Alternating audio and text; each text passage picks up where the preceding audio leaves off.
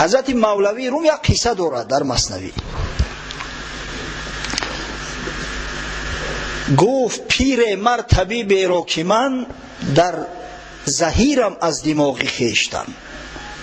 یک مسافر میگه یک پیر نزد طبیب میآید، میگه یا طبیب مزم نیست همین دماغمو میتا. اصلا دماغ همین قسمتی پیشی مینه سرم میگن. اگر شخص مینینگی چی دماغمش میتا، اگر گیمری چی مثلا او درد دماغ میشوه. اومد که در زهیرم از دماغی خیشتن. گفت از پیریست آن ضعف دماغ.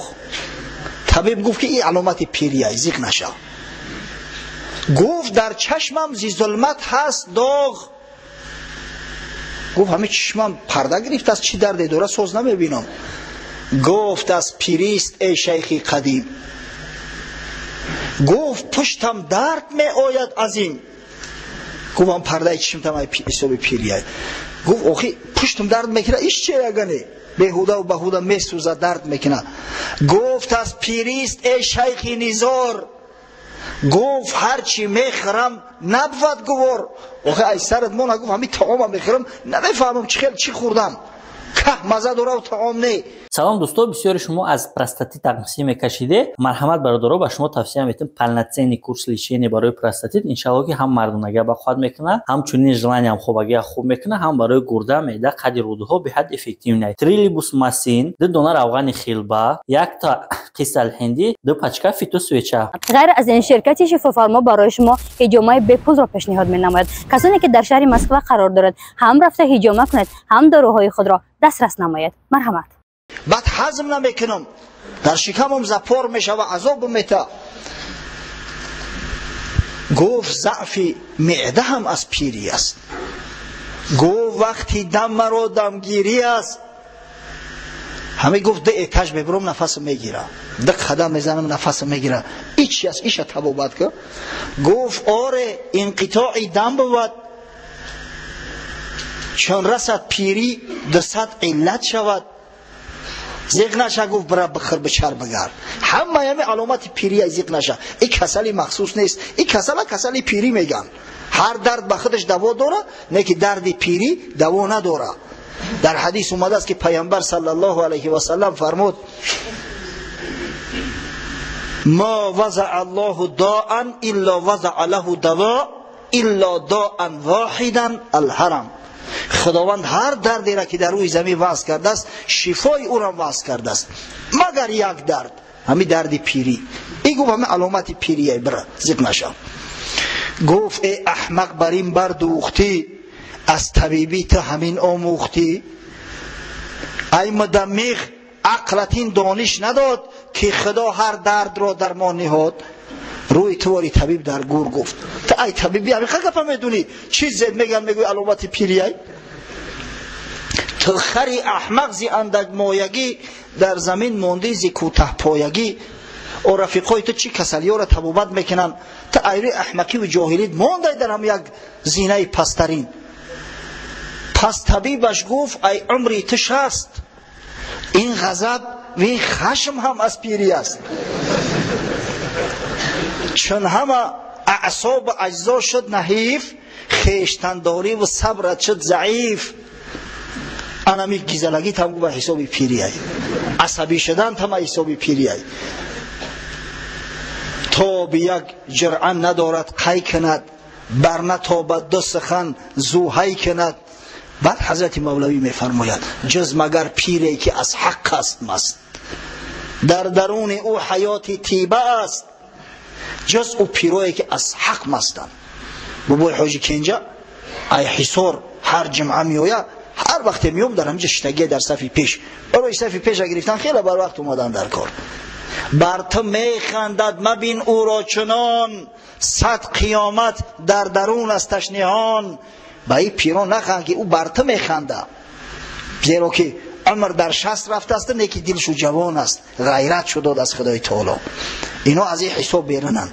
اما یکی از سبب‌هایی که حضرت ابوبکر صدیق رضی الله عنه که در انتخاب کادرها نظیر مانند ندارد، حقیقتا نظیر مانند ندارد، زید ابن ثابت انتخاب کرده است. انمی جوانی و نیرومند بدنش است.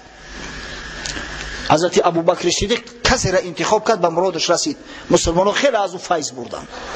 ببینید صدیق اکبر شخصی هست که وقتی که مرتدها سر برداشتن در گوشه و اطراف، خالد ابن ولید سرلشکر مسلمانان تعیین کرد و به شرافت جنگ های خالد ابن ولید تمام قبیله های سرکش از سر نو باز به چارچوبه اسلام بارگردانده شدند. ابوبکر صدیق شخصی است که بعد خود عمر فاروق خلیفه تعیین کرد که الحمدلله اسلام گل گل شکفت در تمام دنیا منتشر شد. انمی صدیق اکبر زید بن ثابت خودش انتخاب کرده است. یکی از سببهاش نیرومندیش است. دوم زید بن ثابت حافظه بسیار قوی داشت، حافظ کل قرآن بود، برزم ای بسیار دانشمند بود. به فرمان رسول الله صلی الله علیه و سلم زبان عبرانی را یاد گرفته بود، زبان یهودی ها را، زبان رومی را میدانست، زبان سوریانی را میدانست، حتی در جای خواندم که با زبان فارسی را بلد بود است. بسیار زبان شناسی معروف و مشهور بود. از این گذشته در فنهای حساب و کتاب از میان صحابه پیغمبر کسی به پایه زید نمی رسید، اگر چند جوان بود. تصور کنه که زید 20 ساله را پیامبر صلی الله علیه و سلم میگه اعلمهم بالفرائض زید، عالم ترین امت من در علم فرائض، در علم تقسیم میراث ترکه زید است. یا افرضهم زید، در فرائض بهترین شما زید ابن ثابت است. پیغمبر خدا این تعریف و توصیفش کرده است. و دیگر اینکه زید ابن ثابت در میان قوم معروف و مشهور بود، فقیه است، یک فقیه بزرگ امت اسلامی است. علامه ابن قیم جوزیه در کتاب اعلام الموقعین خود درباره صحابه های فقیه، صحابه هایی که فتوا میدادند روایت میارد، به سه حصه تقسیم شو میکند. یک قسمتش که کثیر الفتوا بدن، دومش اونایی که فتوای میانه دارن، سوم کسایی که یک یا دو فتوا همگی دادیان. همه کثیر الفتواها در میان صحابه های پیغمبر که عددشون از 100,000 تجاوز میکرد 7 نفر بدن. حضرت عمر فاروق، حضرت علی مرتضی، عبدالله ابن مسعود، مادر بیبی عایشه، عبدالله ابن عباس، عبدالله ابن عمر و نهایت زید ابن ثابت. از فقهای امت است. مسلمانان برای فتوا به زید ابن ثابت مراجعت میکردند اگر چند سال سالش جوان بود. و نهایت مهمترین عامل از برای تعیین زید ابن ثابت آن است که آخرین صحابه که قرآن در نزد پیغمبر صلی الله علیه و سلم گذرانده است زید ابن ثابت است.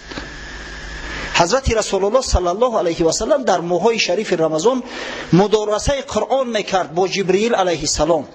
در هر رمضان یک بار قرآن میگذران. در رمضان آخر، در آخرین رمضانش قبل از وفاتش سال 10 هجرت 2 بار قرآن در با حضرت جبرئیل مدارسه کرده است، گذرانده است. و بعد آن همین مدارسه آخر، اخذ آخر، یگانه صحابیه که قرآن در نزد رسول الله صلی الله علیه و سلم گذران زید ابن ثابت بود.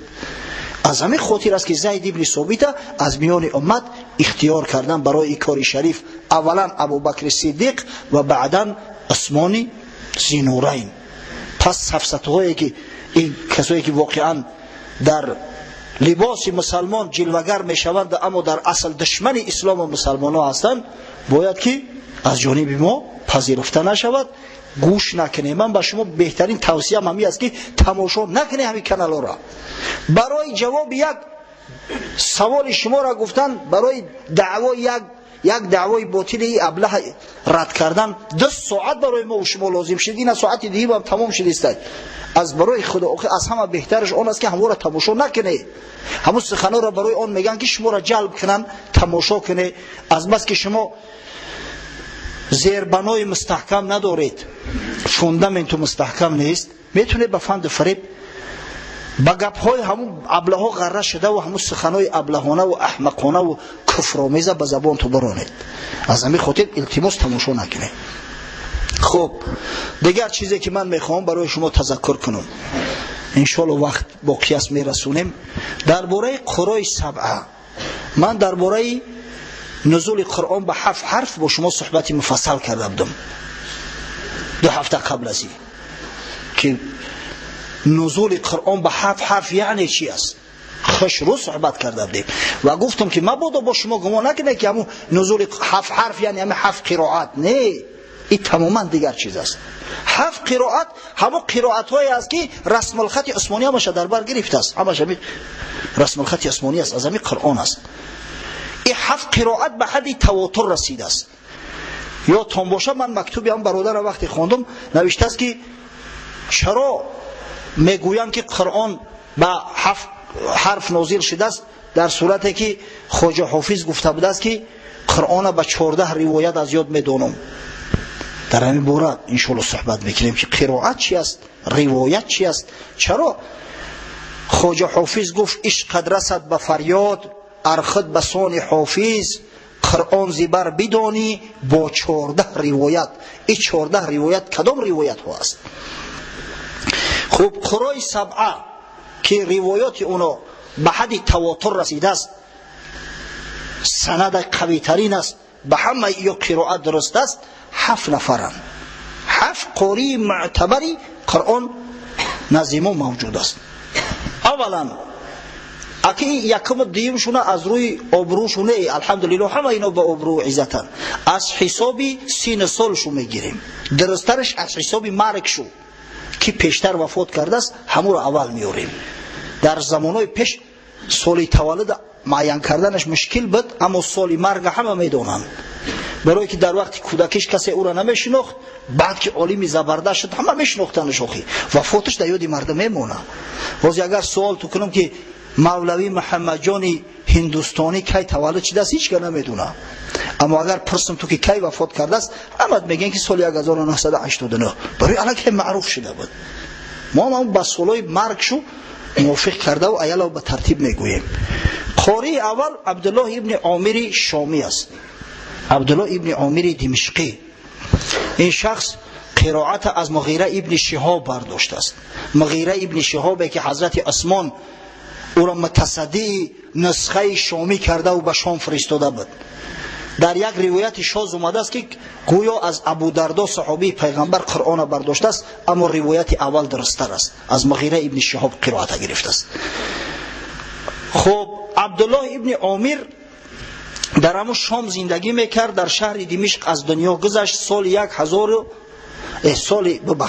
118 هجری، سال 118 هجری قمری از دنیا گذشته است. قرائت عبدالله ابن عامر 2 کس روایت کردند به چندی واسطه، 2 نفر راوی داره. ببینید هر یک قرائت با 2 راوی داره. 7 قرائت روایتش 14 تا میشوند. یکی هشام ابن نصیر ابن میسره، دومش یک قاری بسیار معروف دیگر است عبدالله ابن زکوان. همین 2 نفر قرائت عبدالله ابن عامر روایت کردند، راویاش همین 2 کسند. قاری دوم عبدالله ابن کثیر ابن زازان ابن فیروزان ابن هرمز. این شخص اصلا ایرانی الاصل است، از مردم عجم است، اما در مکه بزرگ شده است. قرائت از عبدالله ابن صایب برداشت، از همون شخصی که متصدی نسخه مکی است. حضرت عثمان او را متصدی نسخه مکی کرده بود. قرائت ابن کثیر از او برداشته است. این ابن کثیر با همین مفسر ابن کثیر با عرلش نکنه، بینشون فاصله 600-700 سال. اینو تماما دیگه کسان. ابن کثیر که قاری قرآن است نامش عبدالله است، عبدالله ابن کثیر. قرائت ابن کثیر سال 120 هجری از دنیا گذشته است. 2 راوی دارد، 2 راوی معروف. یکیش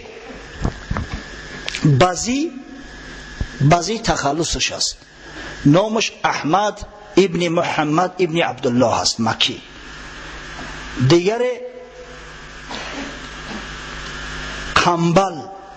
قنبل هم تخلصش است، نامش محمد ابن عبدالرحمن است.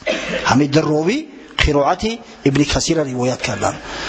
2 قاری و 4 راوی شد.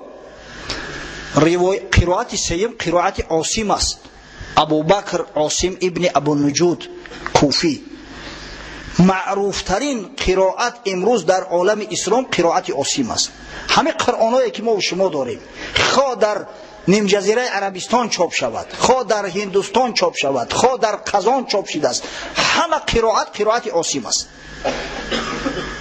عاصم قرائت از دو کس برداشته است. اولا از ابو عبدالرحمن سلمی، شخصی که حضرت عثمان متصدی قرآنش کرده و با کوفه فرستاده بودش، از او برداشته است. از او قرائت حضرت علی را برداشتگی است. و ثانیاً از زیر ابن حبیش، یک حافظ بزرگ دیگر است، قرائت عبدالله ابن مسعود را برداشته است. در راوی دارد، راویاش با قرائت از عاصم به واسطه گرفتگیان. یکیش حفص پسراندر عاصم بود. حفص ابن سلیمان پسراندر عاصم بود. روایت خوب قرائت عاصم از همون ابو عبدالرحمن سلمی و از حضرت علی روایت کرده است.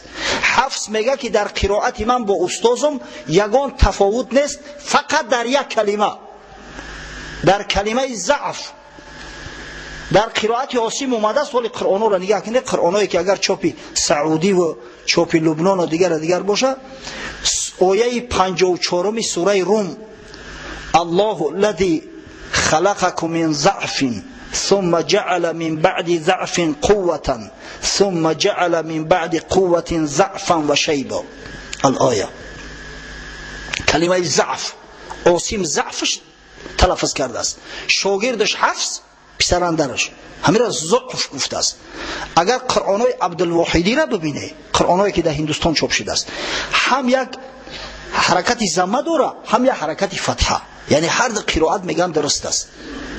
معروف ترین روایت قرآن همین روایت حفص است. حفص قرائت عاصم قرائت کرده است، در عالم معروف ترین همی است. و راوی دومش ابوبکر ابن عیاش نام داشت، بسیار شخصی پرهیزکار از حفاظ معروف زمان خودش بود، عمری بسیار طولانی را هم دیده است.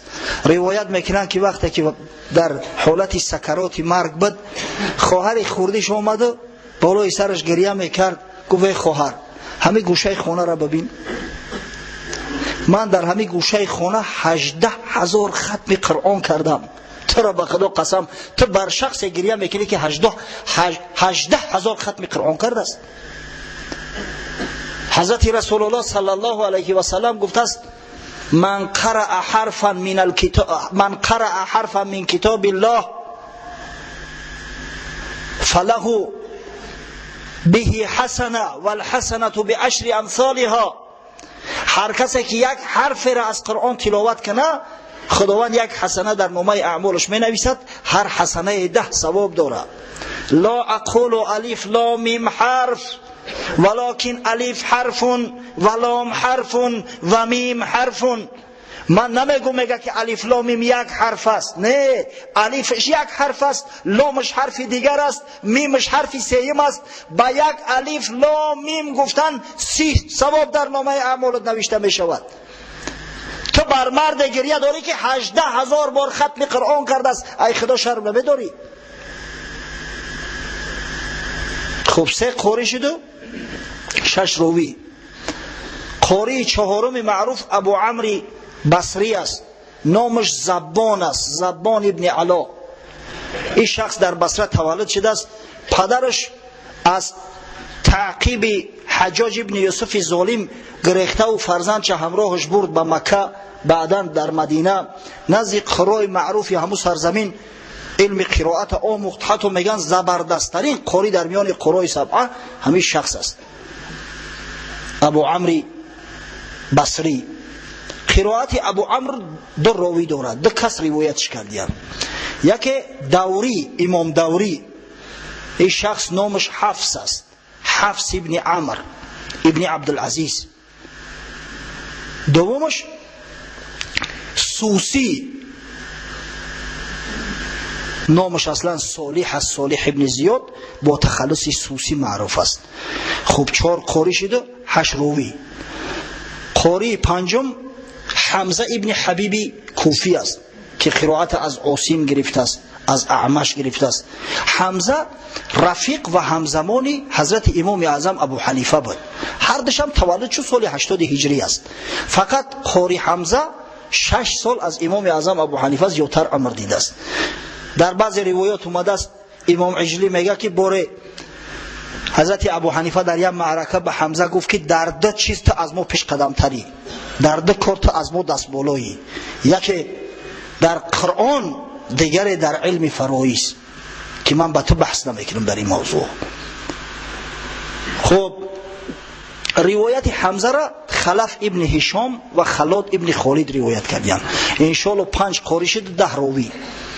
قاری ششم نافع است، نافع ابن عبدالرحمن اصفهانی مدنی، اصلش ایم ایرانی الاصل است. قرائت اهل مدینه انمی قرائت نافع است. حتی امام مالک میگفت که قرائتی که به سنت رسول الله صلی الله علیه و سلم 100% موافق است انمی قرائت نافع است. امام احمد حنبل پسرش سوال کرد بهترین قرائت کدام قرائت است؟ گفت قرائت اهل مدینه، قرائت نافع. گفت یا پدر اگر قرائت نافع دسترس نشد در اون صورت گفت قرائت عاصم. نافع هم در راوی دارد، یکیش قالون است پسراندرش قالون که نامش عیسی است با تخلص ابو موسی معروف است، و دومش ورش. انمی روایت ورش هم امروز بسیار معروف است. وقتی قاریا قرائت میکنن عادتا روایت حفص از قرائت عاصم تلاوت میکنن یا روایت ورش از قرائت نافع تلاوت میکنن. و نهایت قاری هفتم علی کسایی است. علی کسایی بسیار قاری معروف بود، بسیار شخصی مشهور و معتبر بود و این شخص معلم هارون رشید است در علم قرائت صرف نحو. فرزندای هارون رشید امین مأمون درس گفته است. سال 189 همراه امام محمد خدمون، امام محمد شاگرد امام اعظم ابو حنیفه، هر دو در یک روز در شهر ری وفات کردند. هر دوش در همونجا گروندن. حتی هارون رشید گفت که امروز ما هم فقه هم عربیت در ری گروندیم، بر رفت از دست ما، هم فقه هم عربیت. امام کسایی هم در راوی دارد، یکیش هم دوری است حفص ابن عمرو و دیگرش لیث ابن خالد. اگه در این موضوع صحبت بسیار بدم متاسفانه وقت متنگ است، امکان نداریم که زیادتر بگیم، اما ما برای شما وعده کردیم که انشالله در آخر با یک سخن میگیم، یک قصه میکنیم که همون خواباتونا بپرونه، با همون انرژیتونا به جوش بیاره. چرا در ابتدای صحبت گفتم چرا این صحبتی مشکل کردیم؟ برای که علاج دیگر نداریم بچه‌ها. این همین درباره همین قاری من با کدام زبان شما را دیگر بیان کنم؟ مجبور هستم که دلایل تاریخی را بیارم، دلایل حیاتی را بیارم، کی را روایت کرده است، نامو را بیارم. البته شما میفورد که دائم قصه تو کنن، لیکن علم با کی از خود میکنیم؟ با یک قصه خالی میشود. حضرت مولوی قصه میکنن مطرب غازید پیش ترک مست، در نوای پرده اسرار الست. یک ترک یا سرلشکر یک روز چی معرکه داشته است، یک مطرب صدا میکنه میورشه، میگه که تو مطربی که ما معیشت کنیم لذت ببریم. او اسرار الست سر کرد، شعرهای عرفانی را سر کرد. می ندانم که تو ماهی یا وسن، می ندانم که چی میخواهی زی من، می ندانم که چی خدمت آرمد، تن زنم یا در عبادت آرمد. یعنی عارفا را ببینه ذات خدا را هیچ که ندیده است، ندونن، نتونن دیده، نمیدونن. آخی بعد به حیران میشه پروردگار. آخی حیران و مستر ماندیم، پروردگار رو یک تجلی نور تا در قلب و بانداز، هیچی را نمیدونیم. بیچاره این همون را گفته است آخی این عجب که نیستی از من جدا، من ندانم تو کجایی من کجا، همچنین لب در ندانم باز کرد، می ندانم ساز کرد. همین چیزی که میگه نمیدونم که ایتا باشه یا نمیدونم که اوتا باشه. شعر خونده است یک برجهید آن ترک دبوسه کشید، تا علیها بر سری مطرب رسید. دیگه این ترک تلخش کفید، تریگه پورا نفهمه، گرز کشید و آمد به سرش، گفت یک تش بشپ مکن. گرز را بگرفت فرهنگ بدست، گفت نه مطرب کشی این دم بد است. گفت یا امیر عیبه. گفت آخه این مطرب تو فیرادش کرده، دعوتش کرده، این اوترچی را این مرده که میزنی میکشیش عیب میشوه. گفت این تکراری به حد مرش کوف طبعم را بکوبم من سرش. این خونه سوخته گفت بیزارم کرد. این چی گپای؟ قلتبانو می ندانی گه مخور، ور همه دانی بیزن مقصود بر. آن بگو ای گیچ که میدانیش، می ندانم در نکش. ای سرت مولا. گفت چی هزاره و هزاره و هزاره میگوی؟ همی عبوره بگو، شاخی 3000 بگو. ای چی گپای؟ نمیدانم ایتا نمیدانم اوتا، همون چیزی را میدانی همون را بگو. من بپرسم کس کجای ای مری، او بگوید نیزی بلخ نسهری. نیزی بغداد نه موصل نه تیراز، در کشد در نه و نه راهی دراز. من این خونه سوخته را میپرسم که تا ای کجایی؟ میگم من نه ای بغدادم، نه ای موصلم، نه ای ابوبکرم، نه ای خاکم. آخه ای کجایی هستی همون جرا بگو. یکی به عقل خودش امر تشبیه داده است.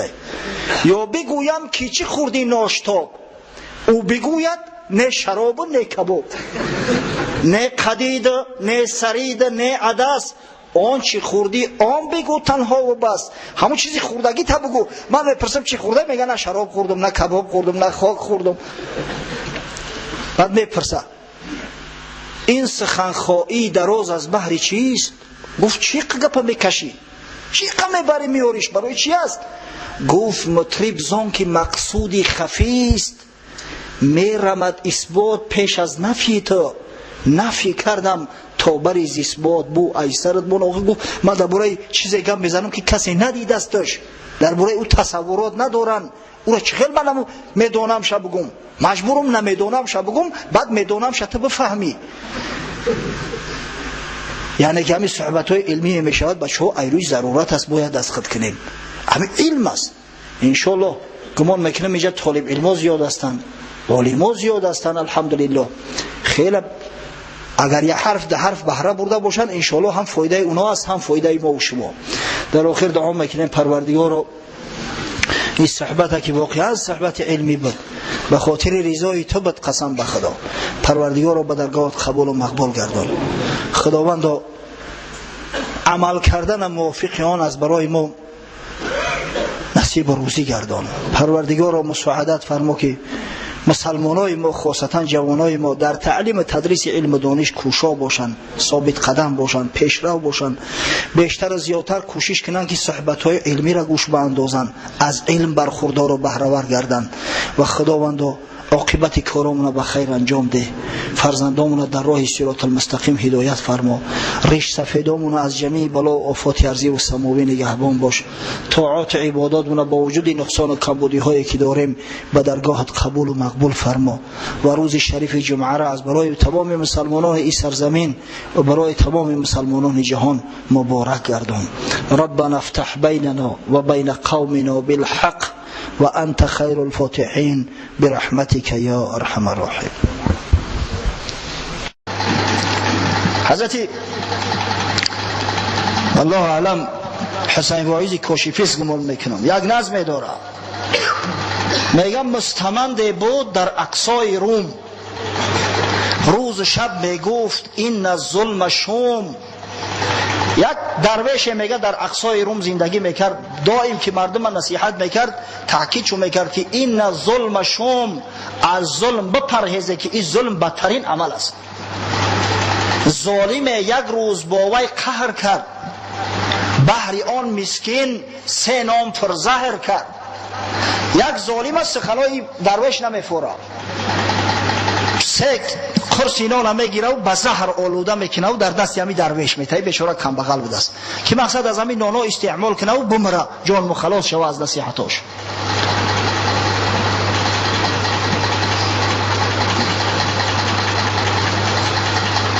هر 3 فرزندان آن ظالم سوار، گرسنه آنجا رسیدند از شکار. درویش نونا را گرفت در خلطش انداخته روانه شد. در راه می اومد که 3 جوان نازنین در بالای اسوار از شکار اومد استیان. 3 شاه پسرهای همون ظالم بدیان، گرسنه بدیان. نان در خلطه این درویش میبینن میگن انا امک جان یگان چی نداری بخوریم که گشنه‌ایم. نام بده ایشان داد درویشان زمان، تا که نان خوردند بسپردند جان. درویش همون نانا را گرفته در دست همون جوان مردا داد. این درویش هم نمیشناسه شو که یو بچه‌ای کیان، بیچاره نمیدونه که این نانا زهرآلود شدگیان. هر کی بد کرده برادر دید بد، هر کی چه کن ای پسر افتاد خود. هر کسی که بد کنه البته بدی را میبینه، زیرا بر طبیعت واجب میشه و مکافاتش. هر کسی چاه کند عاقبت الامر در همون چای کندگی خودش می افتد. از این خاطر خداوند گفت که یا عبادی انما هی اعمالکم ردت الیکم. ای بندگان من، این آگاه باشه که عملهای شما به سوی خود رد میشود، خواه نیکی و خواه بد. رد یعنی که رد میشود به سوی شما. احصیها لکم ثم اوفیهم ایاها ثم اوفیکم ایاها فمن وجد خیرا فلیحمد الله. پس هر کسی که عمل خیر را ببینه باید حمد خدا را به جا بیاره. و من وجد غیر ذلک فلا یلومن الا نفسه. اما هر کسی که غیر خیر ببینه، هر کسی که شر ببینه، هر کسی که جزا ببینه، باید فقط خودش ملامت کنه، زیرا این بدی از وجود خودش خارج شده است. زیرا این بدی را این شخص خود مرتکب شده است. پیغمبر صلی الله علیه و سلم چه جایی مشت لگد کوبی نمیگذاشت که مسلمانا یک مسلمانی برادر خود به زبان آزار دهند. اندیشه نمیکرد که همه چی پایه و مرتبه داره. البته که تاکید شو میکرد که هی مسلمانا، دشنام حقارتگویی، دلازاری، عمل زمان جاهلیت پیش از اسلامی است، برای مسلمان زیبنده نیست. در حدیث متفق علیه اومده است